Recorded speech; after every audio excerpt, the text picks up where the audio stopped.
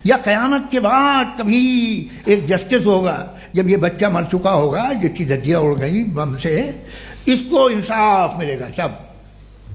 अच्छा अब जवाब दूं?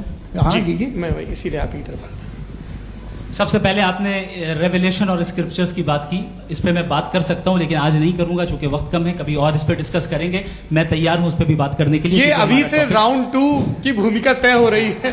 Does God exist round 2? जी चूंकि आज गॉड के एग्जिस्टेंस पे बात है तो मैं उसी के रिलेटेड जो है आपके सवालात को एंटरटेन भी करूंगा और मैं भी पूछूंगा। आपने कहा कि आपने साबित ही नहीं किया, जबकि आर्ग्यूमेंट ऑफ कॉन्टिंजेंसी बुनियादी आर्ग्यूमेंट है। आप मुझे कॉन्टिंजेंसी का मतलब बताइए, आपका मतलब क्या कॉन्टिंजेंसी?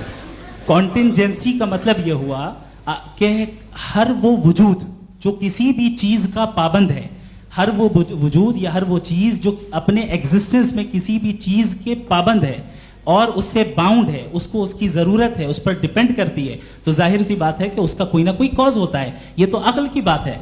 ये आप रीजनिंग की बात करते हैं, मैं वही कर रहा हूं। दूसरी चीज आपने ये बात कही कि इतने बिलियन लाइट ईयर्स दूर है, उसका मेरा क्या लेना देना। फिर मेरे ख्याल से आपको ये नहीं कहना चाहिए I think therefore I am an atheist. आपको सोचना चाहिए।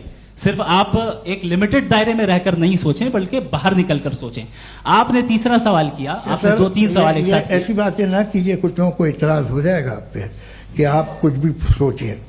ये इजाजत आपको है नहीं, मुझे है।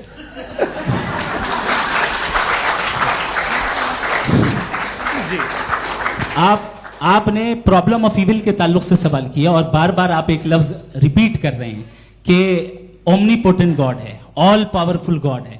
यही तो दरअसल समझना है कि गॉड का कॉन्सेप्ट क्या है। प्रॉब्लम ऑफ इविल जो है, प्रॉब्लम ऑफ इविल दर हकीकत 2 असम्पशंस पर कायम है। अगर आप इन 2 असम्पशंस को समझ जाएं तो ये प्रॉब्लम नहीं रहेगी, आर्ग्यूमेंट आपको समझ में आ जाएगी कि ये कोलैप्स कर जाता है।